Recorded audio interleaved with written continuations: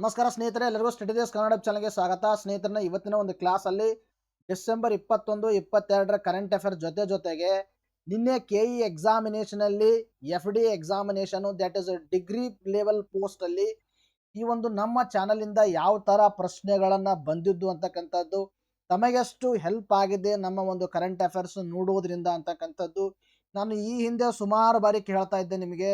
ನೋಡಿ, ನೀವು ಯಾವುದೇ ಎಕ್ಸಾಮಿನೇಷನ್ಗೆ ಹೋದರೆ, ನಮ್ಮ ಕರೆಂಟ್ ಅಫೇರ್ಸ್ ಓದಿದ್ರೆ 80 to 90% ಎಫಿಷಿಯನ್ಸಿ ಕೊಡ್ತೀವಿ ಅಂತ ನಾನು ಪದೇ ಪದೇ ಹೇಳ್ತಾ ಇದ್ದೆ. ಸೊ ಅದು ನಿಜವಾ ಸುಳ್ಳುವ ಅಂತಕ್ಕಂಥದ್ದು, ಮತ್ತು ಜೊತೆಯಲ್ಲಿ one stop solution for KE current affairs ಅಂತಕ್ಕಂಥದ್ದು ನಾವು ಏನು ಹಾಕಿದ್ದೀವಿ, ಇದು ನಿಜವಾ ಸುಳ್ಳುವ ಅಂತಕ್ಕಂಥದ್ದು.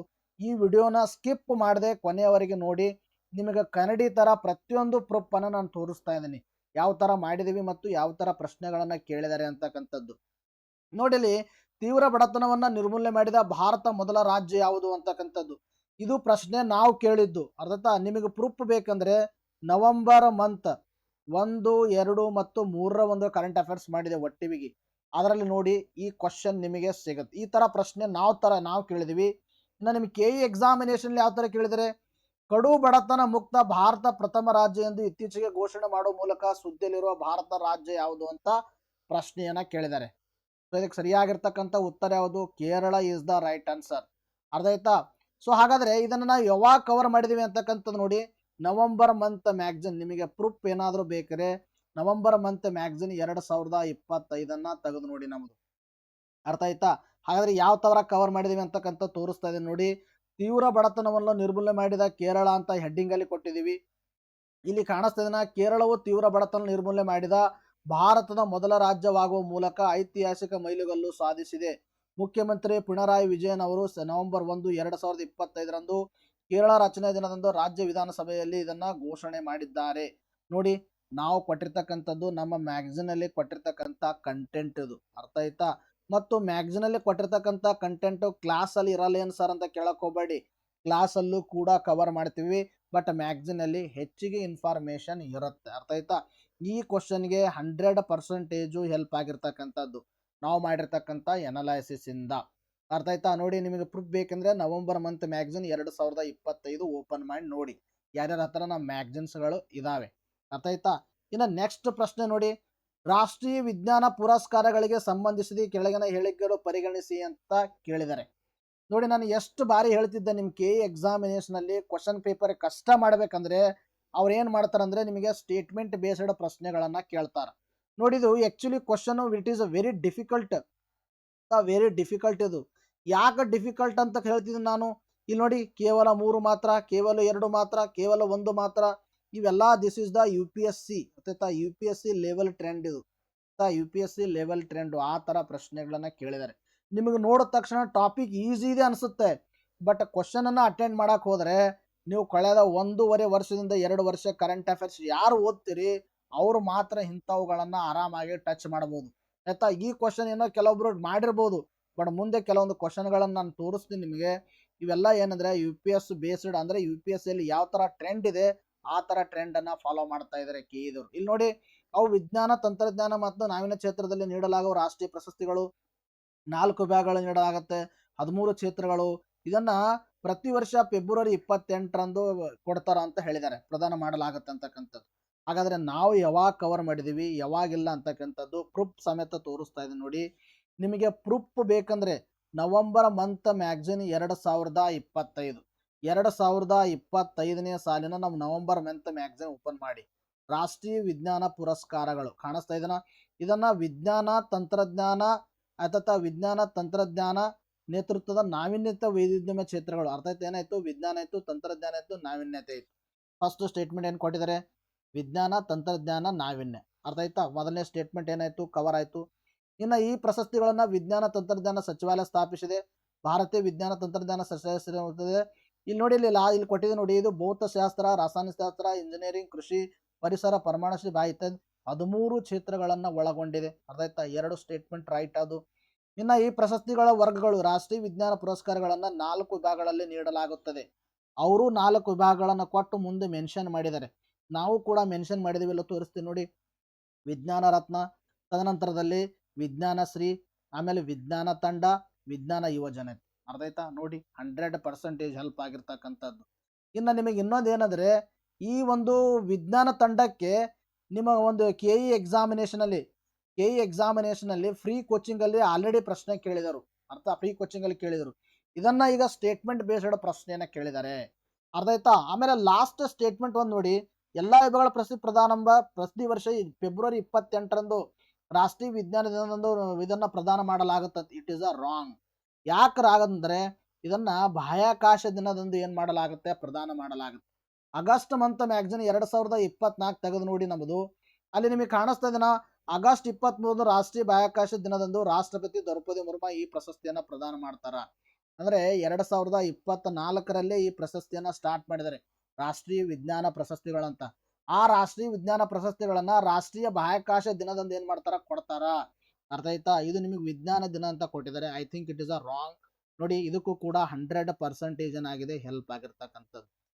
ಎಷ್ಟು ಪ್ರಶ್ನೆಗಳು ಬಂದಿದ್ದಾವೆ ಅಂತಕ್ಕಂಥದ್ದು ನೀವೇ ಕೌಂಟ್ ಮಾಡಿ. ಅರ್ಥ ಆಯ್ತಾ? ನೀವೇ ಕೌಂಟ್ ಮಾಡಿ. ನಾವು ನಿಮಗೆ 30 ಬಂದು, 40 ಬಂದು, 50 ಬಂದು ನಾವು ಹೇಳೋದಕ್ಕಿಂತಲೂ ನೀವೇ ಪ್ರತಿಯೊಂದನ್ನ ಕೌಂಟ್ ಮಾಡಿ ಕಮೆಂಟ್ ಸೆಕ್ಷನಲ್ಲಿ ಉತ್ತರವನ್ನು ಕೊಡಿ ನನಗೆ. ಅರ್ಥ ಆಯ್ತಾ? ನಾವು ಸುಮ್ಮನೆ ನಿಮಗೆ ಜೊಂಬನ್ನು ಕೊಚ್ಕೋತಾ ಇಲ್ಲ, ಕನ್ನಡಿಯನ್ನ ಮುಂದೆ ಇಡ್ತಾ ಇದ್ದೀವಿ. ಅರ್ಥ ಆಯ್ತಾ? ಎಷ್ಟು ಪ್ರಶ್ನೆಗಳು ಬಂದಿದ್ದು, ಎಷ್ಟು ಇಲ್ಲ, ಯಾವುದಕ್ಕೆ 100% ಹೆಲ್ಪ್ ಆಗಿದೆ, ಯಾವುದಕ್ಕೆ ಅಲ್ಪ ಹೆಲ್ಪ್ ಆಗಿದೆ ಅಂತಕ್ಕಂಥದ್ದು ನಿಮಗೆ ಎಲ್ಲ ನಾನು ಡಿಟೇಲ್ಡ್ ಆಗಿ ನಿಮ್ಮ ಮುಂದೆನೆ ತೋರಿಸ್ತಾ ಇದ್ದೀನಿ. ಅರ್ಥ ಆಯ್ತಾ? ಇನ್ನೂ ನಮ್ಮ ಮ್ಯಾಗಝಿನ್ಸ್ಗಳನ್ನು ಯಾರು ತೊಗೊಂಡಿಲ್ಲ ನೀವು, ಅರ್ಥ ಆಯ್ತಾ? ನಮ್ಮ ಮ್ಯಾಗಝಿನ್ಸ್ಗಳು ಯಾರು ತೊಗೊಂಡಿಲ್ಲ, ನಮ್ಮ ಕ್ಲಾಸ್ಗಳನ್ನು ಯಾರು ಕೇಳಿಲ್ಲ, ಮತ್ತು ನಮ್ಮ ಸಬ್ಜೆಕ್ಟ್ ವೈಸ್ ಕ್ಲಾಸ್ ಯಾರು ತೊಗೊಂಡಿಲ್ಲ, ಎಲ್ಲ ಡೀಟೇಲ್ ಇಲ್ಲಿದೆ. ಅರ್ಥ ಆಯ್ತಾ? ಇಲ್ಲಿ ನೋಡಿ ಏನಾಗುತ್ತೆ ಅಂದರೆ, 1 ಮಂತ್ ಮ್ಯಾಗಝಿನ್ ನಿಮಗೆ 40 ಆಗುತ್ತೆ. ಜಾನ್ ಟು ನವಂಬರ್ವರೆಗೆ 440 ಆಗುತ್ತೆ. 2024 ಜಾನ್ಟಿಂದ ನವಂಬರ್ 2025ರವರೆಗೆ 920 ಆಗುತ್ತೆ. ಐದರ ಗೂಗಲ್ ಪೇ, ಪೇಟಿಎಂ, ಭೀಮ್ ಆ್ಯಪ್, UPI, ಫೋನ್ಪೇ ಮುಖಾಂತರ ಕೊಟ್ಟಿರ್ತಕ್ಕಂಥ ನಂಬರಿಗೆ ನೀವು ಪೇ ಮಾಡಿ ವಾಟ್ಸಪ್ಪಲ್ಲಿ ಅಥವಾ ಟೆಲಿಗ್ರಾಮಲ್ಲಿ ಪೇಮೆಂಟ್ ಮಾಡೋ ಸ್ಕ್ರೀನ್ಶಾಟನ್ನು ಕಳಿಸಿದ್ರೆ ನಮ್ಮ ನೋಟ್ಸ್ಗಳನ್ನು ಕಳಿಸ್ತೀವಿ ನಿಮಗೆ. ಇನ್ನು ಜೊತೆಯಲ್ಲಿ ಇಲ್ಲಿ ಕೊಟ್ಟಿರ್ತಕ್ಕಂಥ ಈ ಒಂದು ಸ್ಕ್ಯಾನರ್ಗೂ ಕೂಡ ನೀವು ಸ್ಕ್ಯಾನ್ ಮಾಡಿ ಅಮೌಂಟನ್ನು ಪೇ ಮಾಡಿ ಪೇಮೆಂಟ್ ರಿಸಿಪ್ಟ್ಸನ್ನು ಕಳಿಸ್ಬೋದು. ಇನ್ನು ನೀವು ಏನಾದರೂ ಎಕನಾಮಿಕ್ಸು, ಫಿಸಿಕ್ಸು ಕೋರ್ಸ್ಗಳನ್ನು ಬೇಕಾಗಿತ್ತಂದರೆ ಕೋರ್ಸ್ ವ್ಯಾಲಿಡಿಟಿ 2 ಮಂತ್ ಇರುತ್ತೆ. ಅದಾಯ್ತಾ? ಕೋರ್ಸ್ ಪ್ರೈಸು 400 ಇರುತ್ತೆ. ಎಕನಾಮಿಕ್ಸ್ಗೆ 200, ಫಿಸಿಕ್ಸ್ಗೆ 200. ಇಟ್ ಮೀನ್ಸ್ ದ್ಯಾಟ್ ನೀವು ಸಪ್ರೇಟು ಕೂಡ ತೊಗೋಬೋದು. Economics course separate, physics course separate, biology course separate, chemistry course subject, ಈ ಥರ ನೀವು ಸಪ್ರೇಟಾಗಿ ತೊಗೋಬೋದು.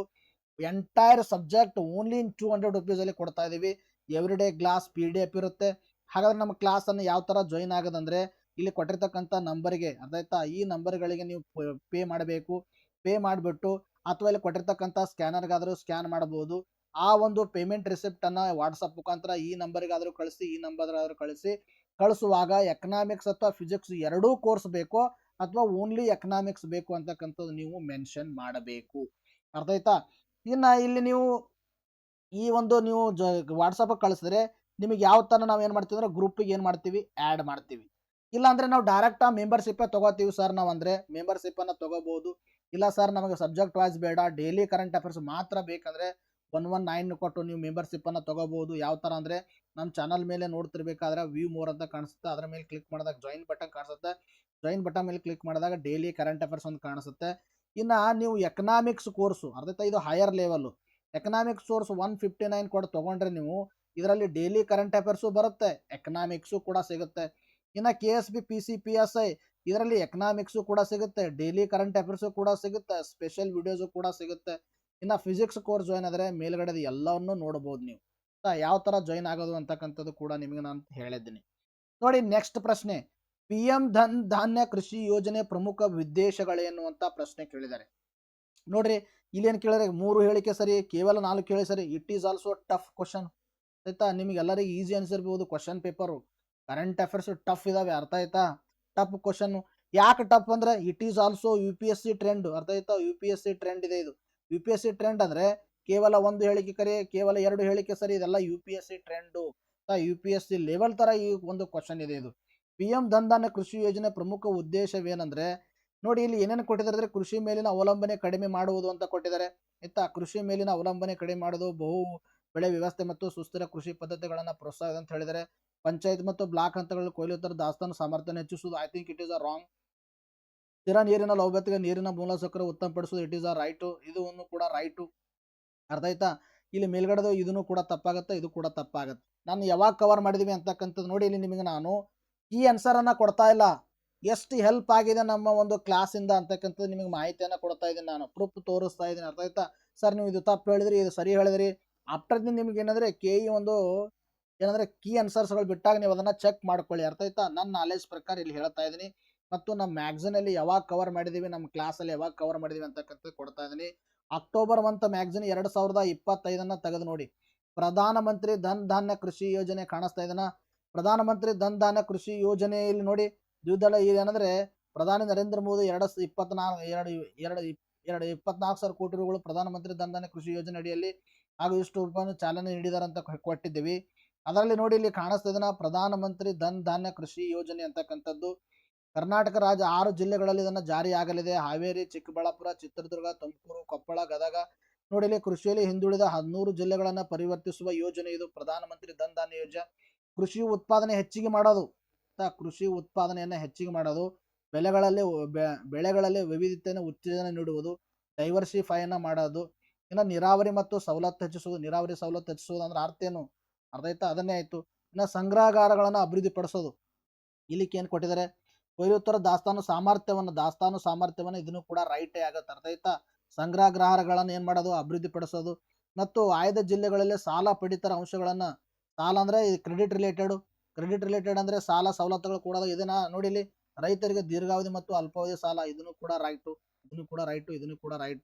ಅರ್ಥ ಆಯ್ತಾ? ನೋಡಿ ಇದು ಎಲ್ಲ ಸ್ಟೇಟ್ಮೆಂಟ್ಗಳು ಕವರ್ ಆಗಿದ್ದಾವೆ. ಎಲ್ಲಿ? ಉದ್ದೇಶದಲ್ಲೇ ಕವರ್ ಆಗಿವೆ. ಈ ಅಂಶಗಳು ಧನ್ ಧಾನ್ಯ ಯೋಜನೆ ಹೊಂದಿವೆ. ಧನ್ ಧಾನ್ಯ ಯೋಜನೆಯ ಒಂದು ಏನು ಅಂಶಗಳು ಹೊಂದಿದೆ ಅಂತಕ್ಕಂಥದ್ದು ಇಲ್ಲೆಲ್ಲ ಕೊಟ್ಟಿದ್ದೀವಿ ನಾವು. ಅರ್ಥ ಆಯ್ತಾ? ಇದಕ್ಕೂ ಕೂಡ 100% ಏನಾಗಿದೆ? ಹೆಲ್ಪ್ ಆಗಿದೆ. ಆಮೇಲೆ ನಿಮಗೆ ಇನ್ನೊಂದೇನಂದರೆ ಈ ಒಂದು ಕೃಷಿ ಮತ್ತು ರೈತರ ಕಲ್ಯಾಣ ಸಚಿವಾಲಯ ಬರ್ತಕ್ಕಂಥ ಈ ಯೋಜನೆ ಅಡಿಯಲ್ಲಿ ಈ ಒಂದು 101 ಜಿಲ್ಲೆಗಳನ್ನು ಆಯ್ಕೆ ಮಾಡಲಾಗುತ್ತಂತ ಹೇಳಿದೆ ನಾನು.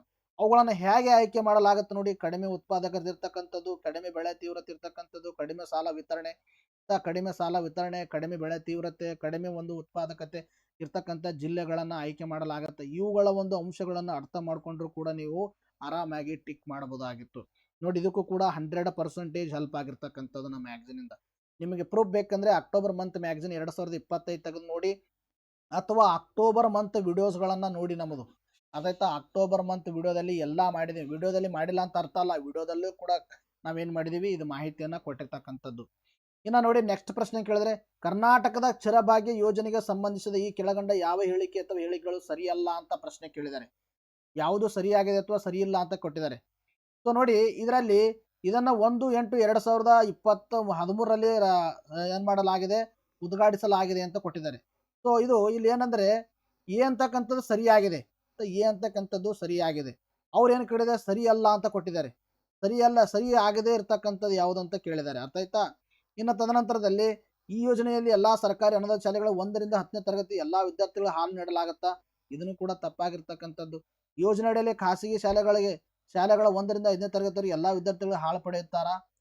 ಖಾಸಗಿ ಶಾಲೆಗಳು 1ರಿಂದ 5ನೇ ತರಗತಿವರೆಗೆ ಎಲ್ಲ ವಿದ್ಯಾರ್ಥಿಗಳು ಹಾಲು ಪಡೆಯುತ್ತಾರೆ ಅಂತ ಕೊಟ್ಟಿದ್ದಾರೆ ಖಾಸಗಿ ಶಾಲೆಗಳಲ್ಲಿ. ಅರ್ಥ ಆಯ್ತಾ? ಇದನ್ನು ಯಾವಾಗ ಕವರ್ ಮಾಡಿದ್ವಿ ಅಂತಕ್ಕಂಥದ್ದು ನಿಮಗೆ ತೋರಿಸ್ತಾ ಇದ್ದೀನಿ ನಾನು. ಅರ್ಥ ಆಯ್ತಾ? ಯಾವಾಗ ಕವರ್ ಮಾಡಿದೀವಿ ಅಂದರೆ ನೋಡಿ, ನಿಮಗೆ ಪ್ರೂಫ್ ಬೇಕಂದ್ರೆ ನವೆಂಬರ್ ಮಂತ್ ಮ್ಯಾಗ್ಝಿನ್ 2023 ತೆಗೆದು ನೋಡಿ. ಇಲ್ಲಿ ಕಾಣಿಸ್ತದನ ಕ್ಷೀರಭಾಗ್ಯ ಯೋಜನೆ ರಾಷ್ಟ್ರೀಯ ಹಾಲು ದಿನದಂದು ರಾಜ್ಯ ಸರ್ಕಾರವು ರಾಜ್ಯದ ಅಂಗನವಾಡಿ ಮತ್ತು ಶಾಲಾ ಮಕ್ಕಳ ಆರೋಗ್ಯಕರ ಬೆಳವಣಿಗೆ ಮತ್ತು ಸರ್ವೋತ್ಮಕ ಅಭಿವೃದ್ಧಿಗಾಗಿ ಅಗತ್ಯವಾದ ಪ್ರೋಟೀನ್ ಮತ್ತು ಕೊಬ್ಬಿನಾಂಶಗಳ ಪೌಷ್ಟಿಕ ಆಹಾರ ಒದಗಿಸಲು ಕರ್ನಾಟಕ ಹಾಲು ಮಹಾಮಂಡಳ ಸಹಯೋಗದೊಂದಿಗೆ 2013 ಆಗಸ್ಟ್ 1ರಂದು ಕ್ಷೀರಭಾಗ್ಯ ಯೋಜನೆಯನ್ನ ಪ್ರಾರಂಭಿಸಿತು. ಕ್ಷೀರಭಾಗ್ಯ ಒಂದು ನೋಡಿಲಿ, ಕ್ಷೀರಭಾಗ್ಯ ಯೋಜನೆ ಎಷ್ಟಂದ್ರೆ ಆಗಸ್ಟ್ 1ರಂದು 2013 ಅಂದ್ರೆ 1/8/2023 ಆಯ್ತು. ಅದೇ ಡೇಟನ್ನು ಕೊಟ್ಟಿದ್ದಾರೆ. ಇದು ಸರಿಯಾಗಿದೆ, ಎ ಸರಿಯಾಗಿದೆ. ಅವ್ರೇನು ಕೊಟ್ಟಿದ್ದಾರೆ? ಸರಿ ಇಲ್ಲ ಅಂತಕ್ಕಂಥದ್ದು ಕೊಟ್ಟಿದ್ದಾರೆ. ಸರಿ ಇಲ್ಲ ಅಂತಕ್ಕಂಥದ್ದು. ಇನ್ನು ಇಲ್ಲಿ 1ರಿಂದ 10ನೇ ತರಗತಿ ಕೊಟ್ಟಿದ್ದಾರೆ. ಇಲ್ಲಿ ಏನು ಕೊಟ್ಟಿದ್ದಾರೆ ನೋಡಿ, ಇಲ್ಲಿ ನಾವು ಏನು ಕೊಟ್ಟಿದ್ದೀವಿ ನಿಮಗೆ? ಅಂಗನವಾಡಿ ಮತ್ತು ಶಾಲಾ ಮಕ್ಕಳು ಇನ್ ದ ಸೆನ್ಸ್ ದಟ್ ಪ್ರೌಢಶಾಲೆಯವರಿಗೆ ಅಲ್ಲ. ಅರ್ಥ ಆಯ್ತಾ? ಇದಕ್ಕೂ ಕೂಡ ಏನಾಗಿದೆ? 100% ಏನಾಗಿದೆ? ಹೆಲ್ಪ್ ಆಗಿರ್ತಕ್ಕಂಥದ್ದು.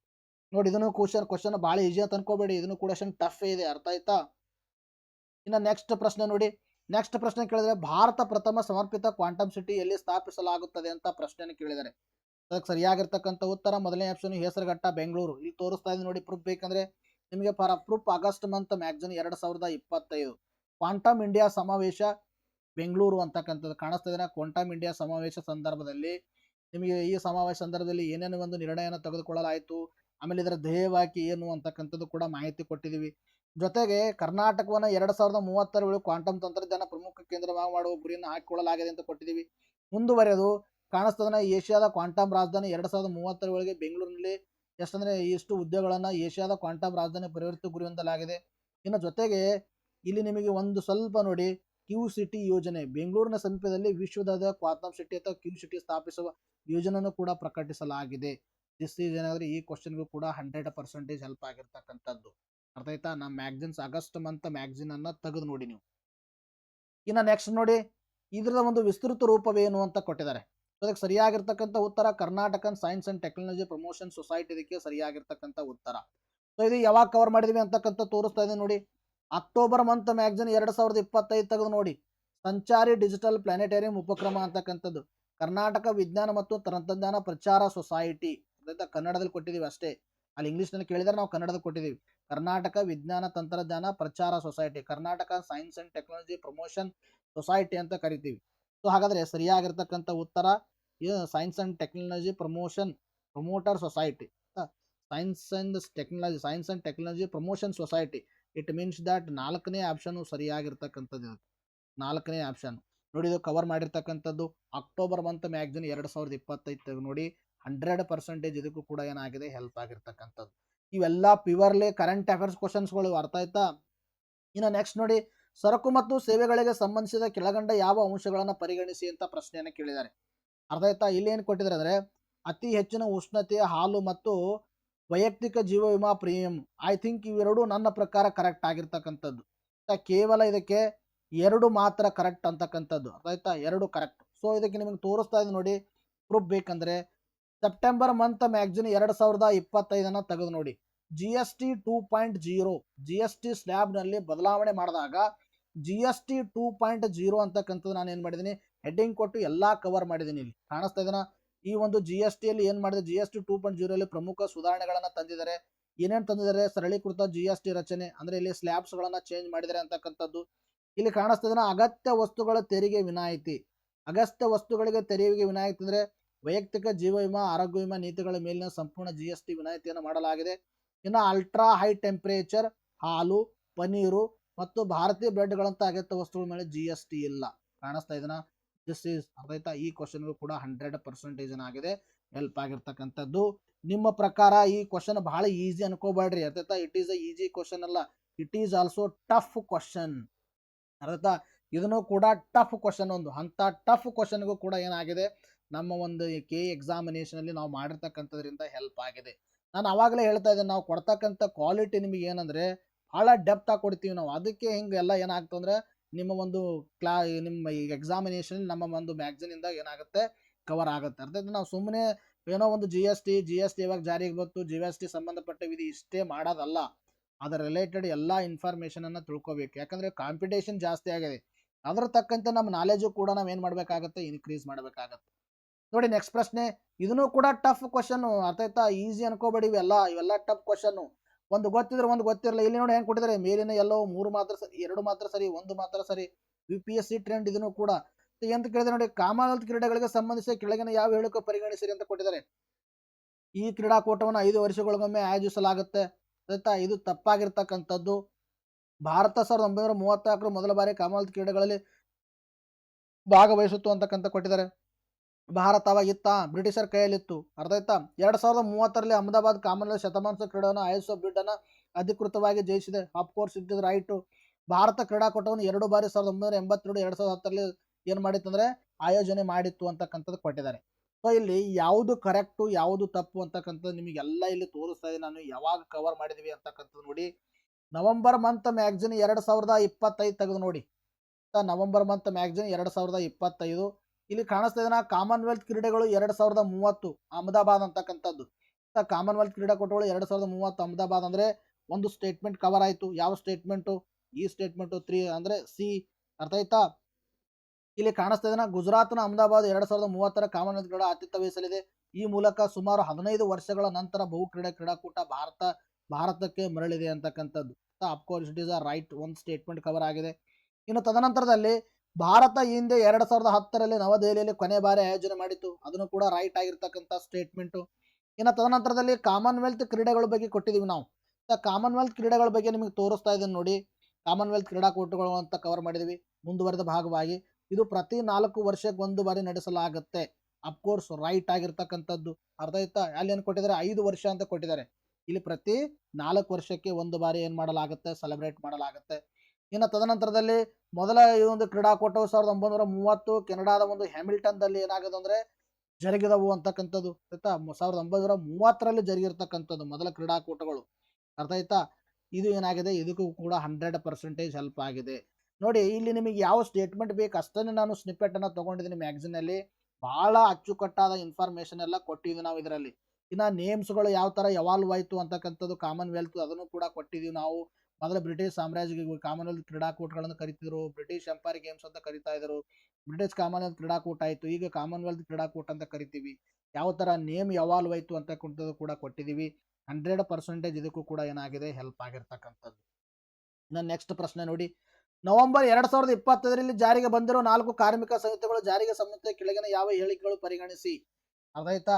ನಾನು ಹೇಳಿದ್ನು ಇಲ್ವೋ, ಕ್ಲಾಸ್ ಹೇಳಬೇಕಾದ್ರೆ ನಿಮ್ಗೆ ಹೇಳಿದ್ದೆ, ಇದು ಬಹಳ ಇಂಪಾರ್ಟೆಂಟು, ಮುಂದೆ ಎಕ್ಸಾಮಿನೇಷನಲ್ಲಿ ಪ್ರಶ್ನೆ ಕೇಳಬಹುದು ಅಂತಕ್ಕಂಥದ್ದು. ಆಯ್ತಾ? ಇದರಲ್ಲಿ ಸ್ಟೇಟ್ಮೆಂಟು, ಈ ಸ್ಟೇಟ್ಮೆಂಟು ಪಕ್ಕಾ ಕವರ್ ಆಗಿದೆ, ಈ ಸ್ಟೇಟ್ಮೆಂಟ್ ಪಕ್ಕಾ ಕವರ್ ಆಗಿದೆ. ಅರ್ಥ ಆಯ್ತಾ? ಕವರ್ ಎಲ್ಲಿ ಆಗಿದೆ ಅಂತಕ್ಕಂಥದ್ದು ನೋಡಿ. ನವೆಂಬರ್ ಮಂತ್ ಮ್ಯಾಗ್ಝಿನಲ್ಲಿ ಇದನ್ನ ಏನು ಮಾಡಿ ನಾವು ಈ ಒಂದು ಕಂಟೆಂಟನ್ನು ಕೊಟ್ಟಿಲ್ಲ. ಯಾಕೆ ಕೊಟ್ಟಿಲ್ಲ ಅಂತಕ್ಕಂಥದ್ದು ಹೇಳ್ತಾ ಇದ್ದೀನಿ.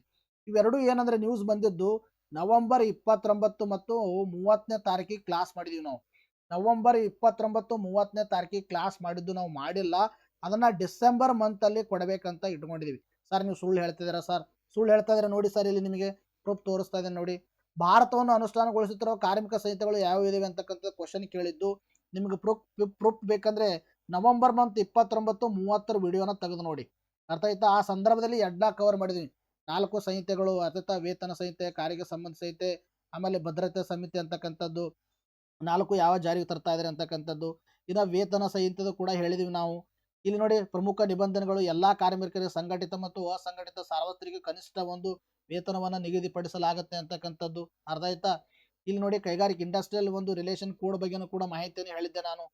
ಜೊತೆಗೆ ನಿಮಗೆ ಇಲ್ಲಿ ಎದರ ಬಗ್ಗೆ ಅಂದರೆ ನಾನು ಈ ಒಂದು ಸಾಮಾಜಿಕ ಭದ್ರತೆ ಸಂಹಿತೆ ಈ ಸಂದರ್ಭದಲ್ಲಿ ಇದು ಪರಿಹಾರ ಕಾಯ್ದೆ ಇವೆಲ್ಲ ಏನು ಮಾಡಲಾಗಿದೆ, ಇವೆಲ್ಲ ಮರ್ಜ್ ಮಾಡಿಬಿಟ್ಟು ಜಾರಿಗೆ ಕೊಡಲಾಗುತ್ತೆ ಅಂತಕ್ಕಂಥದ್ದು. 9 ಕಾನೂನುಗಳನ್ನು ಜಾರಿಗೆ ಅಂದರೆ 9 ಕಾನೂನುಗಳು ಮರ್ಜ್ ಮಾಡಿ ಏಕೀಕೃತ ತರಲಾಗುತ್ತೆ ಅಂತಕ್ಕಂಥದ್ದು.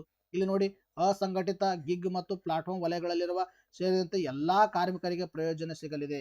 ಅರ್ಥ ಆಯ್ತಾ? ನೋಡಿ, ಇದು ಎರಡನೇ ಸ್ಟೇಟ್ಮೆಂಟ್ ಕವರ್ ಆಗಿರ್ತಕ್ಕಂಥದ್ದು. ಇನ್ನು ತದನಂತರದಲ್ಲಿ 4ನೇ ಸ್ಟೇಟ್ಮೆಂಟ್ ಕಾಣಿಸ್ತದೆ, ಮಹಿಳೆಯರ ಒಪ್ಪಿಗೆ ನೀಡಿದರೆ ಅವರು ಉದ್ಯೋಗದಾತರು ಸುರಕ್ಷಿತಪಡಿಸಿಕೊಂಡರೆ ಮಹಿಳೆಯರು ರಾತ್ರಿ ವೇಳೆ ಕೆಲಸ ಮಾಡಲು ಅವಕಾಶ ನೀಡಲಾಗುತ್ತದೆ. ಅರ್ಥಾಯ್ತಾ? 100% ಏನಾಗಿದೆ, ಹೆಲ್ಪ್ ಆಗಿರ್ತಕ್ಕಂಥದ್ದು. ಅರ್ಥಾಯ್ತಾ? ಮಹಿಳೆಯರ ರಿಲೇಟೆಡ್ ಕಾಣಿಸ್ತದೆ ಇಲ್ಲಿ ಲಾಸ್ಟ್ ಸ್ಟೇಟ್ಮೆಂಟು. ಸುಮಾರು 3 ಸ್ಟೇಟ್ಮೆಂಟ್ಗಳು ಇದರಲ್ಲಿ ಕವರ್ ಆಗಿವೆ. ಅರ್ಥ ಆಯ್ತಾ? ಅಂದರೆ 90% ಏನಾಗಿದೆ, ಹೆಲ್ಪ್ ಆಗಿದೆ. ನಾವು ಇನ್ನೂ ಮ್ಯಾಗ್ಝಿನಲ್ಲಿ ಕೊಟ್ಟಿಲ್ಲ. ನವೆಂಬರ್ ಮಂತ್ ಮ್ಯಾಗ್ಝಿನಲ್ಲಿ video number 29, November month video 29, 30 ತೆಗೆದು ನೋಡಿ. ಅದರಲ್ಲಿ ನಾವು ಮಾಡಿರ್ತಕ್ಕಂಥದ್ದು. ಇದನ್ನು ಡಿಸೆಂಬರ್ ಮಂತ್ ಮ್ಯಾಗ್ಝಿನಲ್ಲಿ ನಿಮಗೆ ಪ್ರೊವೈಡ್ ಮಾಡ್ತೀವಿ ನಾವು. Still not provided. ಅರ್ಥ ಆಯ್ತಾ? ನೋಡಿ, ನೆಕ್ಸ್ಟ್ ಪ್ರಶ್ನೆ ಕೇಳಿದರೆ ಅಂತಕ್ಕಂಥ ತೋರಿಸ್ತಾ ಇದೆ ನಿಮಗೆ ಪ್ರೂಫ್ ಸಮೇತ. ನೋಡ್ರಿ, ಫಿಸಿಯೋಲಾಜಿ ಅಥವಾ ಮೆಡಿಸಿನ್ 2025ರ ನೊಬೆಲ್ ಪ್ರಶಸ್ತಿಗೆ ಸಂಬಂಧಪಟ್ಟ ಕೆಳಗಿನ ಹೇಳಿಕೆಗಳನ್ನು ಪರಿಗಣಿಸಿ. ಇದನ್ನು ನೊಬೆಲ್ ಅಸೆಂಬ್ಲಿ ಇಲ್ಲಿ ನೀಡಲಾಯಿತು ಅಂತ ಕೊಟ್ಟಿದ್ದಾರೆ. ಇದನ್ನು ಕೂಡ ಕವರ್ ಆಗಿರ್ತಕ್ಕಂಥ ಸ್ಟೇಟ್ಮೆಂಟ್ 3 ವಿಜ್ಞಾನಿಗಳ ಗುಂಪಿಗೆ ಪ್ರದಾನ ಮಾಡಲಾಯಿತು ಅಂತ ಕೊಟ್ಟಿದ್ದಾರೆ. ಇನ್ನ ಇದನ್ನು ಏನಂದ್ರೆ ನಿಯಂತ್ರಕ ಟಿ ಸೆಲ್ಗಳು ಮತ್ತು ಫಾಕ್ಸ್ P3 ಅಂತಕ್ಕಂಥದ್ದು ಕೊಟ್ಟಿದ್ದಾರೆ. ಜೀನುಗಳ ಗುರುತಿನ ಕಾರಣಕ್ಕೆ ಪ್ರದಾನ ಮಾಡಲಾಯಿತು ಅಂತಕ್ಕಂಥದ್ದು. ಹೃದಯ ಸಂಬಂಧ ಮತ್ತು ಬಜ್ಜನಂತ ರೋಗಗಳಿಗೆ ಸಿಕ್ಕ ನೆರವಾಗುತ್ತೆ ಅಂತ ಕೊಟ್ಟಿದ್ದಾರೆ. ಸೊ ಇವೆಲ್ಲ ಸ್ಟೇಟ್ಮೆಂಟ್ಗಳು ಎಲ್ಲಿ ಕವರ್ ಆಗಿದಾವೆ ಅಂತಕ್ಕಂಥದ್ದು ನಿಮಗೆ ತೋರಿಸ್ತಾ ಇದ್ದೀನಿ. It is also tough question. ಅರ್ಥ ಆಯ್ತಾ? ಇದನ್ನು ಕೂಡ ಒಂದು ಟಫ್ ಕ್ವಶನ್ನೇ, ಅಷ್ಟು ಈಜಿ ಅನ್ಕೋಬೇಡಿ. ನೋಡಿ, ಪ್ರೂಫ್ ಬೇಕಂದ್ರೆ ಅಕ್ಟೋಬರ್ ಮಂತ್ ಮ್ಯಾಗ್ಝಿನ್ 2025 ತೆಗೆದು ನೋಡಿ. ನೊಬೆಲ್ ಪ್ರಶಸ್ತಿಗಳು ಅಂತಕ್ಕಂಥ ಕೊಟ್ಟಿದ್ದೀವಿ. ನೊಬೆಲ್ ಪ್ರಶಸ್ತಿಗಳ ಬಗ್ಗೆ ಎಲ್ಲಾ ಕೊಟ್ಟಿದ್ದೀನಿ ನಾನು. ಯಾವ ವಿಭಾಗದ ನೊಬೆಲ್ ಪ್ರಶಸ್ತಿಗಳನ್ನ ಎಲ್ಲಿ ಪ್ರದಾನ ಮಾಡಲಾಗುತ್ತೆ, ಭಾರತದವ್ರು ಮೊದಲು ಯಾರ್ಯಾರು ಪಡ್ಕೊಂಡಿದ್ದಾರೆ, ಭಾರತದ ಒಂದು ಮೂಲದವರು ಯಾರ್ಯಾರು ಪಡ್ಕೊಂಡಿದ್ದಾರೆ, ಅರ್ಥಾತ್ ಎಲ್ಲ ಒಂದು ಮಾಹಿತಿಯನ್ನು ಕೊಟ್ಟಿದ್ದೀನಿ. ಇಲ್ಲಿ ಕಾಣಿಸ್ತಾ ಇದನ್ನ ನಿಮಗೆ ಒಂದೊಂದಾಗಿ ನಿಮಗೆ ಬೇರೆ ಬೇರೆ ಒಂದು ಯಾರ್ಯಾರು ಆಯ್ಕೆ ಆಗಿದ್ದಾರೆ ಅಂತಕ್ಕಂಥ ಕೊಟ್ಟಿದ್ದೀನಿ ನಾನು. ರಾಸಾಯನಿಕ ವಿಭಾಗ ಅಂತ ಕೊಟ್ಟಿದ್ದೀನಿ. ಇಲ್ಲಿ ಕಾಣಿಸ್ತಾ ಇದನ್ನ ವೈದ್ಯಕೀಯ ವಿಭಾಗ. ಪ್ರಸಕ್ತ ಸಾಲಿನ ನೊಬೆಲ್ ಪ್ರಶಸ್ತಿ 3 ವಿಜ್ಞಾನಿಗಳಿಗೆ ಒಂದು ಸ್ಟೇಟ್ಮೆಂಟ್ ಕವರು. ಅರ್ಥ ಆಯ್ತಾ? ಇದು ಕಾಣಿಸ್ತದನ್ನ ರೆಗ್ಯುಲೇಟರಿ ಟಿ ಸೆಲ್ಸ್ ಅಥವಾ ಪೆರಿಫರಲ್ ಟಾಲರೆನ್ಸ್ಗೆ ನೀಡಲಾಗಿದೆ. ರೈಟು. ಇನ್ನು ತದನಂತರದಲ್ಲಿ ಫಾಕ್ಸ್ P3 ಅಂತಕ್ಕಂಥದ್ದು ಫಾಕ್ಸ್ P3 ಅಂತಕ್ಕಂಥದ್ದು ಕವರ್ ಆಗಿದನು ಇಲ್ಲೋ ನೋಡಿ, ಇದನ್ನು ಕೂಡ ಕವರ್ ಆಗಿರ್ತಕ್ಕಂಥದ್ದು 100% ಇದಕ್ಕೂ ಕೂಡ ಏನಾಗಿದೆ ಹೆಲ್ಪ್ ಆಗಿರ್ತಕ್ಕಂಥದ್ದು. ಇಲ್ಲಿ ನಿಮಗೆ ನಾನು ಯಾವುದು ಸರಿ ಯಾವುದು ತಪ್ಪು ಅಂತ ಹೇಳ್ತಾ ಇಲ್ಲ, ಎಲ್ಲೆಲ್ಲಿ ಕವರ್ ಆಗಿದೆ ನಾವು ಕೊಟ್ಟಿರ್ತಕ್ಕಂಥದ್ದು ಅಂತಕ್ಕಂಥದ್ದು ನಿಮಗೆ ತೋರಿಸ್ತಾ ಇದ್ದೀನಿ. ನಮ್ಮ ಮ್ಯಾಗ್ಝಿನ್ ಅಕ್ಟೋಬರ್ ಮಂತ್ ಮ್ಯಾಗ್ಝಿನ್ ಅನ್ನ ತೆಗೆದು ನೋಡಿ, ನಿಮಗೆ ಸಿಗುತ್ತೆ ಎಷ್ಟು ಸ್ಟೇಟ್ಮೆಂಟ್ ಕವರ್ ಆಗಿವೆ ಅಂತಕ್ಕಂಥದ್ದು. 100% ಹೆಲ್ಪ್ ಆಗಿದೆ ಆಯ್ತಾ. ನೋಡಿ ನೆಕ್ಸ್ಟ್ ಪ್ರಶ್ನೆ ಕೇಳಿದರೆ ಹೊಂದಿಸಿ ಬರೆದರೆ ಕೇಳಿದರೆ, ಹೊಂದಿಸಿ ಬರೆದಲ್ಲಿ ನೋಡಿ, ಇದರಲ್ಲಿ ಒಂದು 2 ಗೊತ್ತಿದ್ರೆ ಸಾಕು, ನೀವು ಆರಾಮಾಗಿ ಟಿಕ್ ಮಾಡ್ಬೋದಾಯ್ತು ಆರಾಮಾಗಿ ಟಿಕ್ ಮಾಡ್ಬೋದಾಯ್ತು. ಮತ್ತು ವರ್ಲ್ಡ್ ಎಕನಾಮಿಕ್ ಔಟ್ಲುಕ್ ರಿಪೋರ್ಟು ಇದು ಕೆಇದವರು ಲಾಸ್ಟ್ ಕೇಳಿದ್ದಾರೆ. ಕೆಇದವರು ಈ ಹಿಂದೆ ಪ್ರಶ್ನೆ ಕೇಳಿದ್ದಾರೆ, PC ದಲ್ಲೂ ಕೂಡ ಕೇಳಿದ್ದಾರೆ, PSIದಲ್ಲೂ ಕೂಡಿದ್ದಾರೆ. ವರ್ಲ್ಡ್ ಎಕನಾಮಿಕ್ ಔಟ್ಲುಕ್ ಅಂದ್ರೆ IMF, ಇದನ್ನು ಕೂಡ ಕವರ್ ಮಾಡಿದ್ವಿ ನಾವು. ವರ್ಲ್ಡ್ ಡೆವಲಪ್ಮೆಂಟ್ ರಿಪೋರ್ಟ್ ಇದನ್ನು ಕೂಡ ಮಾಡಿದೀವಿ, ಅರ್ಥ ಆಯ್ತಾ. ವರ್ಲ್ಡ್ ಇನ್ವೆಸ್ಟ್ಮೆಂಟ್ ರಿಪೋರ್ಟ್ ಇದನ್ನು ಕೂಡ ಮಾಡಿದೀವಿ. ಏನು ಸರ್ ಮಾಡಿದ್ರಿ ಅಂತ ತೋರಿಸಿ ನೋಡೋಣ ಪ್ರೂಫ್. ನೋಡಿ ಪ್ರೂಫ್ ತೋರಿಸ್ತಾ ಇದೀನಿ ನಿಮಗೆ. ನವೆಂಬರ್ ಮಂತ್ ಮ್ಯಾಗ್ಝಿನ್ 2025 ತೆಗೆದು ನೋಡಿ, ವಿಶ್ವ ಬ್ಯಾಂಕ್ ವರದಿ ಅಂತಕ್ಕಂಥದ್ದು. ಹಣಕಾಸು ವಲಯದಲ್ಲಿ ಹೆಚ್ಚಿನ ಸುಧಾರಣೆ ಖಾಸಗಿ ಬಂಡವಾಳ ಒತ್ತು ನೀಡುವ ಒಂದು ಅಗತ್ಯ ವಿಶ್ವ ಬ್ಯಾಂಕ್ ವರದಿ ಬಿಡುಗಡೆಯಾಗಿದೆ ಅಂತಕ್ಕಂಥ ತೋರಿಸಿದೀವಿ, ಇಲ್ಲಿ ಕೊಟ್ಟಿದ್ದೀವಿ ಮಾಹಿತಿ. ಇಲ್ಲಿ ಕಾಣಿಸ್ತಾ ಇದೆನಾ ಈ ಒಂದು ಪ್ರಮುಖ ವರದಿಗಳು ವಿಶ್ವ ಬ್ಯಾಂಕ್ದು ವರ್ಲ್ಡ್ ಡೆವಲಪ್ಮೆಂಟ್ ರಿಪೋರ್ಟ್ ಕವರ್ ಆಗಿದ್ನೋ ಇಲ್ವೋ ಅರ್ಧತಾ ನೋಡಿ. 100% ಇದಕ್ಕೂ ಕೂಡ ಹೆಲ್ಪ್ ಆಗಿದೆ. ಜೊತೆಗೆ ಇನ್ನೊಂದು ನೋಡಿ, ವಿಶ್ವ ಹೂಡಿಕೆ ವರದಿ 2025 ಜೂನ್ ಮಂತ್ ಮ್ಯಾಗ್ಝಿನ್ 2025 ತೆಗೆದು ನೋಡಿ. ವಿಶ್ವ ಹೂಡಿಕೆ ವರದಿ 2025 ಕೊಟ್ಟಿದ್ದೀವಿ. ವಿಶ್ವ ಹೂಡಿಕೆ ಕಾಣಿಸ್ತದೆ, ಇತ್ತೀಚೆಗೆ ವಿಶ್ವ ಹೂಡಿಕೆ ವರದಿ 2025 ಬಿಡುಗಡೆ ಮಾಡಲಾಗಿದೆ. ಬಿಡುಗಡೆ ಮಾಡಿದ ಸಂಸ್ಥೆ ವಿಶ್ವ ಸಂಸ್ಥೆ ವ್ಯಾಪಾರ ಅಭಿವೃದ್ಧಿ ಸಂಸ್ಥೆ, that is United nation conference on trade and development, UNCTAD. ಅರ್ಥ ಆಯ್ತಾ ನೋಡಿ. 100% ಇದಕ್ಕೂ ಕೂಡ ಏನಾಗಿದೆ ಹೆಲ್ಪ್ ಆಗಿರ್ತಕ್ಕಂಥದ್ದು, ಅರ್ಥ ಆಯ್ತಾ. ಇನ್ನು IMF world economic outlook report ಬಿಡುಗಡೆ ಮಾಡಿದಾಗ ಕೂಡ ಹೇಳಿದೀವಿ, ಈ ಕ್ವಶನ್ಗೂ ಕೂಡ 100% ನಿಮಗೆ ಏನಾಗಿದೆ ಹೆಲ್ಪ್ ಆಗಿದೆ ನೋಡಿ. Next, which one of the following statement regarding the Kumari Kamala ಈ ರಿನೋಡ್ ಒಂದು ಭರತನಾಟ್ಯಂ ಆರ್ಟಿಸ್ಟ್ ಇಸ್ ಇನ್ಕರೆಕ್ಟ್ ಅಂತ ಕೊಟ್ಟಿದ್ದಾರೆ. ಯಾವುದು ಇನ್ಕರೆಕ್ಟ್ ಅಂತ ಕೊಟ್ಟಿದ್ದಾರೆ ನೋಡಿ. ಇದರಲ್ಲೇ ಯಾವುದು ಇನ್ಕರೆಕ್ಟ್ ಅಂತಕ್ಕಂಥದಕ್ಕಿಂತ ಮುಂಚಿತವಾಗಿ ಇಲ್ಲಿ ಏನೇನು ಸ್ಟೇಟ್ಮೆಂಟ್ ಕೊಟ್ಟಿದ್ದಾರೆ ನೋಡಿ, ನಾನು ಕನ್ನಡದಲ್ಲಿ ಹೇಳ್ತೀನಿ. ಇವರು ಉಜುವರ ರಾಮಯ್ಯ ಒಂದು ಪಿಳೈ ಅಂತಕ್ಕಂಥವ್ರು, ಉಜುವರ ರಾಮಯ್ಯ ಪಿಳವರ ಅಂತಕ್ಕಂಥದ್ರಿಂದ ತರಬೇತಿ ಪಡೆದಾರೆ ಅಂತಕ್ಕಂಥ ಕೊಟ್ಟಿದ್ದಾರೆ ಈ ಸ್ಟೇಟ್ಮೆಂಟು. ಅವರು ಪದ್ಮ ವಿಭೂಷಣ 1970 ಅಂತ ಕೊಟ್ಟಿದ್ದಾರೆ. ಇನ್ನು C was the recipient of US national heritage fellowship ಅಂತ ಕೊಟ್ಟಿದ್ದಾರೆ. ಇನ್ನು ತದನಂತರ C was also acted almost 100 Tamil, Hindi, Telugu ಮತ್ತು ಕನ್ನಡ ಫಿಲ್ಮ್ಗಳಲ್ಲಿ ಆಕ್ಟ್ ಮಾಡಿದ್ದಾರೆ ಅಂತ ಕೊಟ್ಟಿದ್ದಾರೆ ನೋಡಿ. ನಿಮಗೆ ತೋರಿಸ್ತಾ ಇದ್ದೀನಿ ಎಷ್ಟು ಸ್ಟೇಟ್ಮೆಂಟ್ ಕವರ್ ಆಗಿದಾವೆ ಅಂತಕ್ಕಂಥದ್ದು. ನಾನು ಈಗಾಗಲೇ ಹೇಳಿದ್ದೀನಿ, ನವೆಂಬರ್ ಮಂತ್ 29 ಮತ್ತು 30ನೇ ತಾರೀಕಿನ ಕ್ಲಾಸ್ ಏನು ಮಾಡಿದೀವಿ, ಆ ಕ್ಲಾಸ್ ಒಂದು ನವೆಂಬರ್ ಮಂತ್ ಅಲ್ಲಿ ಇಲ್ಲ, ಡಿಸೆಂಬರ್ ಮಂತ್ ಅಲ್ಲಿ ಕೊಡ್ತೀವಿ ಅಂತಕ್ಕಂಥದ್ದು. ನಿಮಗೆ ಪ್ರೂಫ್ ಬೇಕಂದ್ರೆ ನವೆಂಬರ್ ಮಂತ್ ವಿಡಿಯೋ 29 ಮತ್ತು 30 ತೆಗೆದು ನೋಡಿ. ನವೆಂಬರ್ ಮಂತ್ ವಿಡಿಯೋ 29, 30 ಕಾಣಿಸ್ತದೆ. ನಾವು ಎಂತ ಕೇಳಿದೀವಿ, ಇತ್ತೀಚೆಗೆ ಹೊಂದಿದ ಕಮಲಾ ಲಕ್ಷ್ಮೀ ನಾರಾಯಣ ಅವರು ಯಾವ ನೃತ್ಯಕ್ಕೆ ಸಂಬಂಧಪಟ್ಟಿದ್ದಾರೆ ಅಂತ ಕ್ವಶನ್ ಕೇಳಿದೀವಿ. ಭರತನಾಟ್ಯ ಅಂತ ಆಪ್ಷನ್ ಕೊಟ್ಟಿದೀವಿ, ಕಾಣಿಸ್ತದನ ಇಲ್ಲಿ. ಇನ್ನು ನೋಡಿ, ಇಲ್ಲಿ ಇವ್ರ ಬಗ್ಗೆ ಎಲ್ಲಾ ಮಾಹಿತಿ ಕೊಟ್ಟಿದ್ದೀವಿ. ಇತ್ತೀಚೆಗೆ ಅವ್ರದ್ದು ಏನಾಗಿದೆ, 91ನೇ ವಯಸ್ಸಿನಲ್ಲಿ ಏನಾಗಿದೆ ನಿಧನರಾಗಿದ್ದಾರೆ. ಅವರು ಭರತನಾಟ್ಯ ಒಂದು ನೃತ್ಯಗಾರ್ತಿ ಆಗಿದ್ರು. ಮುಂದುವರೆದ ಭಾಗವಾಗಿ ಕುಮಾರಿ ಕಮಲಾ ಅವ್ರ ಬಗ್ಗೆ ನಾವು ಏನ್ ಹೇಳಿದೆ ನೋಡಿ. ಕುಮಾರಿ ಕಮಲಾ ಅವ್ರ ಬಗ್ಗೆ, ಕುಮಾರಿ ಕಮಲಾ ಅವರು ಪ್ರಮುಖ ಭರತನಾಟ್ಯ ಗುರು ಯಾರಾದ್ರೆ ಒಜುವರ ರಾಮಯ್ಯ ಪಿಳೈ, ಅರ್ಥ ಆಯ್ತಾ. ಒಜುವರ ರಾಮಯ್ಯ ಪಿಳೈ ಅವರ ಬಳಿ ತರಬೇತಿ ಪಡೆದರು, ಒಂದು ಸ್ಟೇಟ್ಮೆಂಟ್ ಕವರ್ಡು. ಇನ್ನು ಕುಮಾರಿ ಅವರು ಚಿಕ್ಕ ವಯಸ್ಸಿನಲ್ಲಿ ವಜೂರು ಶೈಲಿ ಒಂದು ಭರತನಾಟ್ಯ, ಕಥಕ, ಹಿಂದೂಸ್ತಾನಿ ಸಂಗೀತವನ್ನು ಅವರು ಏನ್ ಮಾಡಿದರೆ ಕಲ್ತಿದ್ದಾರೆ ಅಂತ ಕೊಟ್ಟಿದ್ದೀವಿ. ಇಲ್ಲಿ ಕಾಣಿಸ್ತಾನೆ ಅವರು ತಮಿಳು, ತೆಲುಗು, ಕನ್ನಡ, ಹಿಂದಿ ಚಿತ್ರರಂಗದಲ್ಲಿ 100ಕ್ಕೂ ಹೆಚ್ಚು ಚಿತ್ರಗಳನ್ನು ನಟಿಸಿದ್ದಾರೆ. 100% ಇದನ್ನು ಸ್ಟೇಟ್ಮೆಂಟ್ ಕವರ್ ಆಯಿತು. ಇನ್ನು ವ್ಯಂಗ್ಯಚಿತ್ರ ಆರ್ ಲಕ್ಷ್ಮಣ್ ಅವರೊಂದಿಗೆ ವಿವಾಹವಾದರು. ಅವರು 1960ರಲ್ಲಿ ಅವರು ವಿಚ್ಛೇದನವಾಯಿತು ಅಂತ ಕೂಡ ಕೊಟ್ಟಿದ್ದೀವಿ. ನೋಡಲಿ, ಪದ್ಮಭೂಷಣ ಪಡ್ಕೊಂಡಿದ್ದಾರೆ 1970ರಲ್ಲಿ. ಬಟ್ ಅವ್ರು ಏನ್ ಕೊಟ್ಟಿದ್ದಾರೆ ಇಲ್ಲಿ, ಪದ್ಮ ವಿಭೂಷಣ ಅಂತ ಕೊಟ್ಟಿದ್ದಾರೆ. This is the wrong statement ನೋಡಿ. ಇದನ್ನು ಕ್ವಶನ್ ಟಫೇ, ಅರ್ಥ ಆಯ್ತಾ. ಬಹಳ ಈಸಿ ಅನ್ಕೋಬೇಡಿ ಇದು question. This question is also tough. ಆಮೇಲೆ ಮುಂದುವರೆದ ಭಾಗವಾಗಿ ನಿಮಗೆ ಇಲ್ಲಿ ತೋರಿಸ್ತಾ ಇದೆ ನೋಡಿ. ಪದ್ಮಭೂಷಣ 1970 US ನಿಂದ ರಾಷ್ಟ್ರೀಯ ಪರಂಪರೆ ಫೆಲೋಶಿಪ್ ಆಯ್ತಾ, ನ್ಯಾಷನಲ್ ಹೆರಿಟೇಜ್ ಫೆಲೋಶಿಪ್ USA 2010ರಲ್ಲಿ ಪಡೆದಿದ್ದಾರೆ. ಸಂಗೀತ ನಾಟಕ ಅಕಾಡೆಮಿ 1968ರಲ್ಲಿ ಪಡೆದಿದ್ದಾರೆ ನೋಡಿ. ಎಲ್ಲಾ ಸ್ಟೇಟ್ಮೆಂಟ್ ಕವರ್ ಆಗಿದಾವೆ. ಸೊ ಆದ್ರಿಂದ ಈ ಒಂದು ಕ್ವಶನ್ಗೆ ಏನಾಗಿದೆ ಅಂದ್ರೆ 100% ನಾವು ಮಾಡ್ತಕ್ಕಂಥ ಎನಾಲಿಸಿಸ್ ಇಂದ ಹೆಲ್ಪ್ ಆಗಿರ್ತದೆ. ಪ್ರೂಫ್ ಬೇಕಂದ್ರೆ ನವೆಂಬರ್ ಮಂತ್ ವಿಡಿಯೋ 29 ಮತ್ತು 30 ತೆಗೆದು ನೋಡಿ. ನವೆಂಬರ್ ಮಂತ್ ಈ ವಿಡಿಯೋ 29, 30ರಲ್ಲಿ ಏನು ಕವರ್ ಮಾಡಿದೀವಿ, ನವೆಂಬರ್ ಮಂತ್ ಅಲ್ಲಿ ಕೊಟ್ಟಿಲ್ಲ, ಡಿಸೆಂಬರ್ ಮಂತ್ ಅಲ್ಲಿ ಕೊಡ್ತೀವಿ ಅಂತ ಹೇಳ್ತಾ ಇದ್ದೀನಿ ನಾನು, ಅರ್ಥ ಆಯ್ತಾ. ಇನ್ನು ನೆಕ್ಸ್ಟ್ ನೋಡಿ, ನೆಕ್ಸ್ಟ್ ಪ್ರಶ್ನೆ ಅಂತ ಕೇಳಿದ್ರೆ, ಭಾರತೀಯ ಆರ್ಥಿಕ ಸಮೀಕ್ಷೆ ವರದಿ 2024-25 ಗಿನ್ನಿ ಗುಣಾಂಕ, ಗಿನ್ನಿ ಕೋಎಫಿಷಿಯಂಟ್ ಬಗ್ಗೆ ಉಲ್ಲೇಖಿಸಲಾಗುತ್ತದೆ. ಗಿನ್ನಿ ಸಹಗುಣಾಂಕವೆಂದರೇನು ಅಂತ ಪ್ರಶ್ನೆ ಕೇಳಿದ್ದಾರೆ. ಅದಕ್ಕೆ ಐ ಥಿಂಕ್ ಮೊದಲನೇ ಆಪ್ಷನ್ ಇದಕ್ಕೆ ಸರಿಯಾಗಿರ್ತಕ್ಕಂಥ ನನ್ನ ಪ್ರಕಾರ ತೋರಿಸ್ತಿದ್ದೀನಿ. ಪ್ರೂಫ್ ನಿಮಗೆ ನೋಡಿ, ಜುಲೈ ಮಂತ್ ಮ್ಯಾಗ್ಝಿನ್ 2025 ತೆಗೆದು ನೋಡಿ.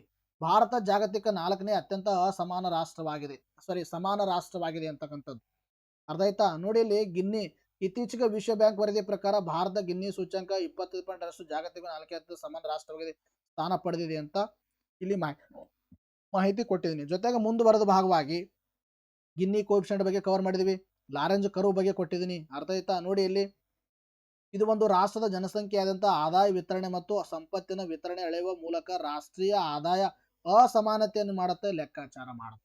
ರಾಷ್ಟ್ರದ ಆದಾಯದ ಒಂದು ಅಸಮಾನತೆಯನ್ನು ಲೆಕ್ಕಾಚಾರ ಮಾಡುತ್ತೆ. ಇನ್ನು ಇದ್ರ 0 ಇದ್ರೆ ಏನಾಗುತ್ತೆ, 1 ಇದ್ರೆ ಏನಾಗುತ್ತೆ ಅಂತಕ್ಕಂಥದ್ದು ಮತ್ತು ಲಾರೆಂಜ್ ಕರ್ವ್ ಇದ್ರ ಬಗ್ಗೆ ಎಲ್ಲ ಕವರ್ ಮಾಡಿದ್ದೀವಿ. ಪ್ರೂಫ್ ಬೇಕಂದ್ರೆ ಜುಲೈ ಮಂತ್ ಮ್ಯಾಗಝಿನ್ 2025 ನೋಡಿ 100% ಏನಾಗಿದೆ ಹೆಲ್ಪ್ ಆಗಿರ್ತಕ್ಕಂಥದ್ದು. ಅರ್ಥ ಆಯ್ತಾ? ಈ ಕ್ವಶನ್ಗೂ ಕೂಡ it is also tough question, easy ಅನ್ಕೋಬೇಡಿ, ಹೊಸಬರಿಗೆ ಹಳಬರಿಗೆ ಈಸಿ. ಅರ್ಥ ಆಯ್ತಾ? ನೋಡಿ ಇನ್ನ ನೆಕ್ಸ್ಟ್ ಇನ್ನೊಂದು ಕ್ವಶನ್ ಏನು ಕೇಳಿದಾರೆ ಅಂದ್ರೆ, ಐ ಥಿಂಕ್ ಇದು ಸ್ಲೈಡ್ ಸ್ವಲ್ಪ ಮಿಸ್ಟೇಕ್ ಆಗಿದೆ. ನೋಡಿ 2023 ಮಸೂದೆಗಳಿಗೆ ಒಪ್ಪಿಗೆ ನೀಡುವಲ್ಲಿ ರಾಜ್ಯಪಾಲರು ಅನಗತ್ಯ ವಿಳಂಬ ಮಾಡುವುದು ಟೀಕಿಸಲು ಸುಪ್ರೀಂ ಕೋರ್ಟ್ ಯಾವ ಸಂವಿಧಾನಿಕ ಅನುಚ್ಛೇದವನ್ನು ಬಳಸಿತ್ತು? 2023 ಕೂಡ ಕವರ್ ಮಾಡಿದೀವಿ, 2024 ಕವರ್ ಮಾಡಿದೀವಿ. ಇದಕ್ಕೆ 200ನೇ ವಿಧಿ ಕರೆಕ್ಟ್. ಪ್ರೂಫ್ ಬೇಕಂದ್ರೆ ನೋಡಿ ನವೆಂಬರ್ ಮಂತ್ ಮ್ಯಾಗಝಿನ್ 2025 ತೆಗೆದು ನೋಡಿ. ನವೆಂಬರ್ ಮಂತ್ ಮ್ಯಾಗಝಿನ್ 2025 ತೆಗೆದು ನೋಡಿ, ನಿಮಗೆ ಗೊತ್ತಾಗುತ್ತೆ.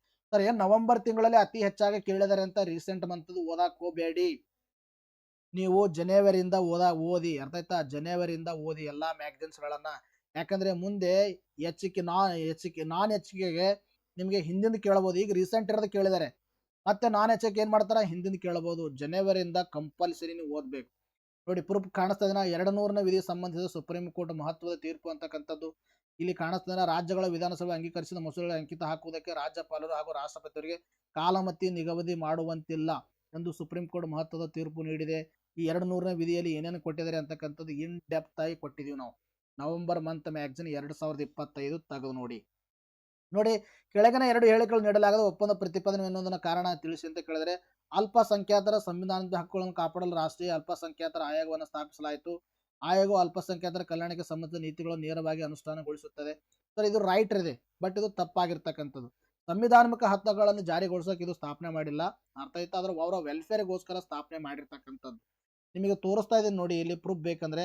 ಯಾವಾಗಂದ್ರೆ December month magazine 2024 December month magazine 2024 ಅಲ್ಪಸಂಖ್ಯಾತರ ದಿನ ಡಿಸೆಂಬರ್ 18 ಏನು ಸೆಲೆಬ್ರೇಟ್ ಮಾಡ್ತೀವಿ ಅವತ್ತು ನಾವೆಲ್ಲ ಕವರ್ ಮಾಡಿದೀವಿ. ನಿಮಗೆ ಪ್ರೂಫ್ ಬೇಕಂದ್ರೆ ತೆಗೆದು ನೋಡಿ.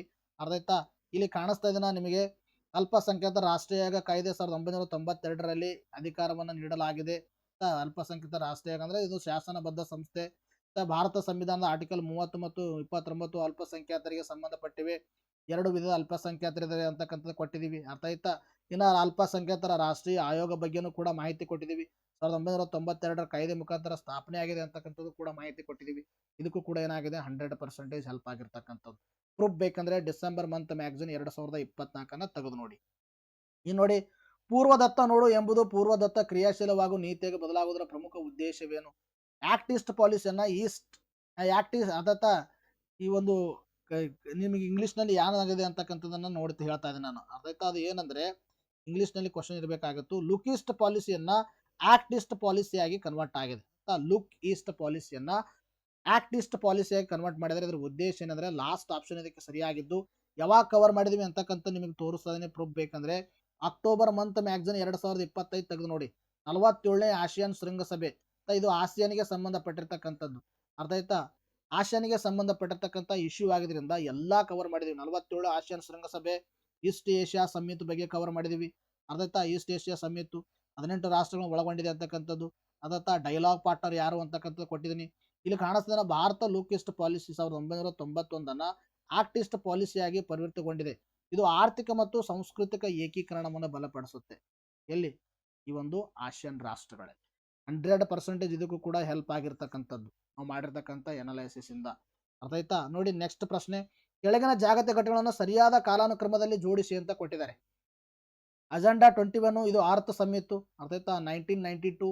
ತದನಂತರದಲ್ಲಿ ಬ್ರಂಟ್ಲ್ಯಾಂಡ್ ವರದಿ 1978. ಸುಸ್ಥಿರ ಅಭಿವೃದ್ಧಿಗಳು 2015. Stockholm conference 1972. ನಿಮಗೆ ತೋರಿಸ್ತಾನೆ ಪ್ರೂಫ್ ಬೇಕಂದ್ರೆ. ಅರ್ಥ ಆಯ್ತಾ?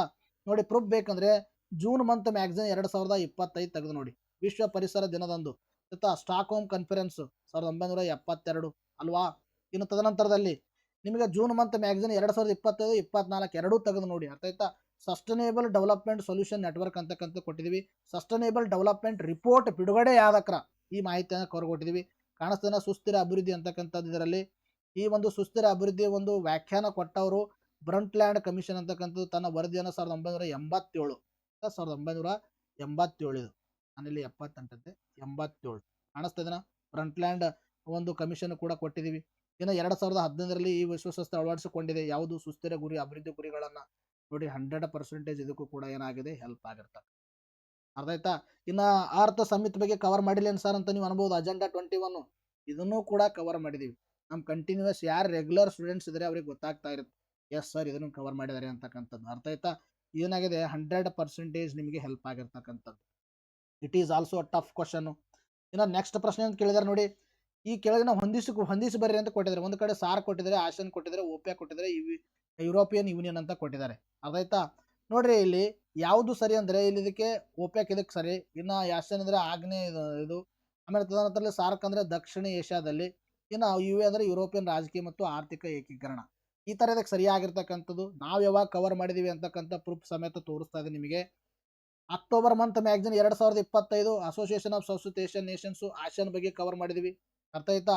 ಆಗ್ನೇಯ ಏಷ್ಯಾದ ದೇಶಗಳಿಗೆ ಸಂಬಂಧಪಟ್ಟಿರ್ತಕ್ಕಂಥದ್ದು.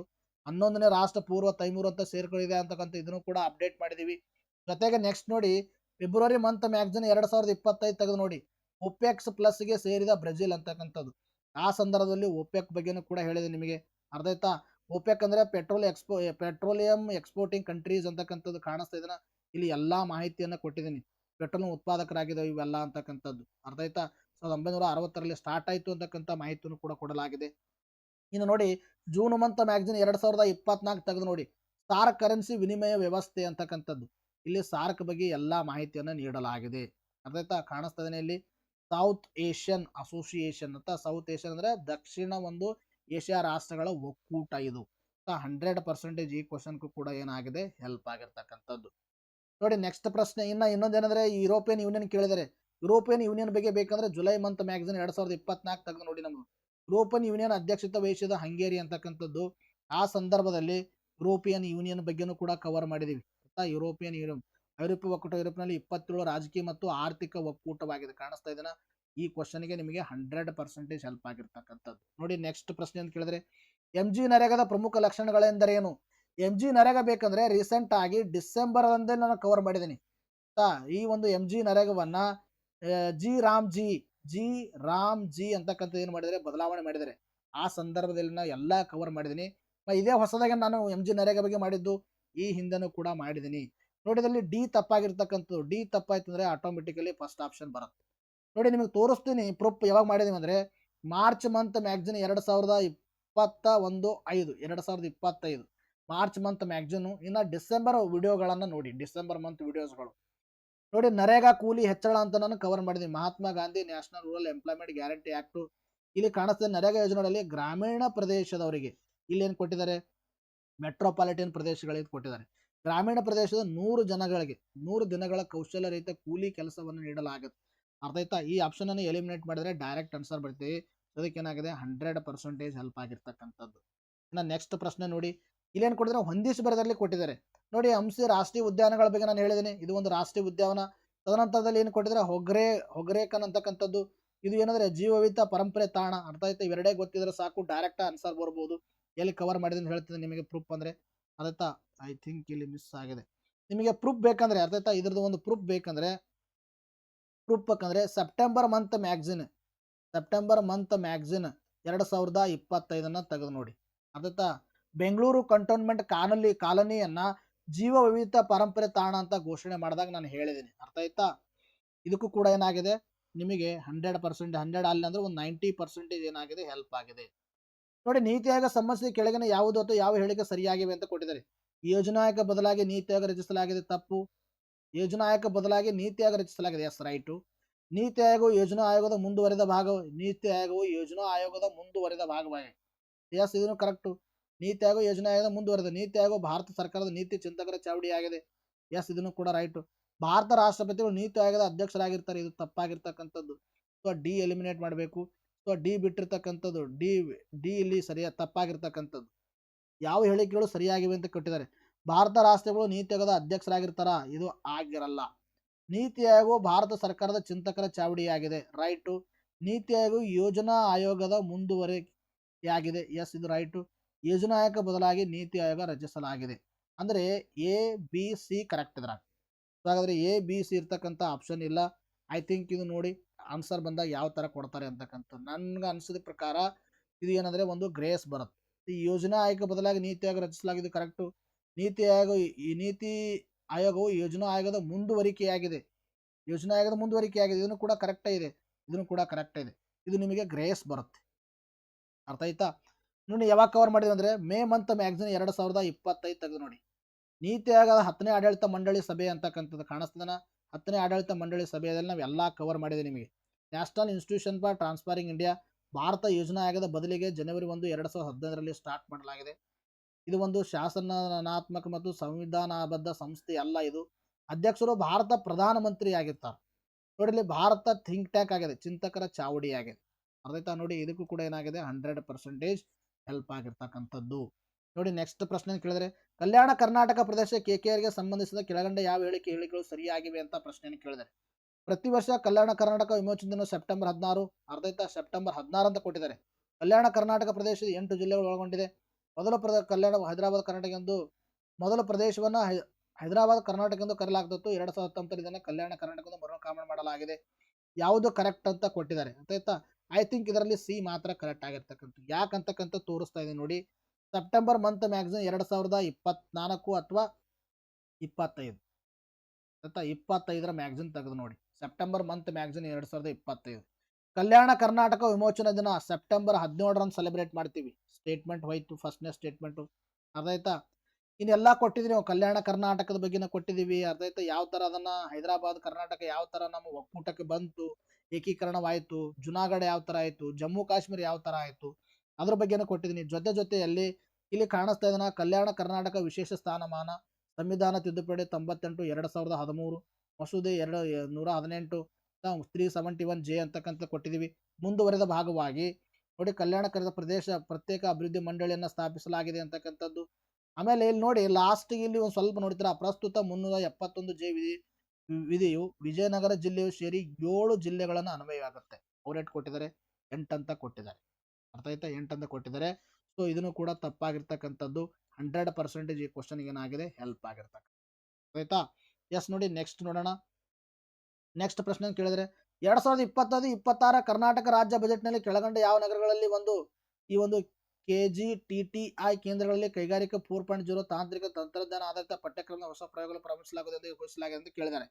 ಸೊ ಯಾವುದು ಕರೆಕ್ಟ್ ಅಂತಕ್ಕಂಥ ಪ್ರೂಫ್ ಬೇಕಂದ್ರೆ ಕರ್ನಾಟಕ ಬಜೆಟ್ ಕ್ಲಾಸ್ ಅನ್ನ ನೋಡಿ. ಕರ್ನಾಟಕ ಬಜೆಟ್ ಕ್ಲಾಸ್ ಅಂತ ಸಪರೇಟ್ ಕ್ಲಾಸ್ ಮಾಡಿದ್ದೀನಿ ನಾನು.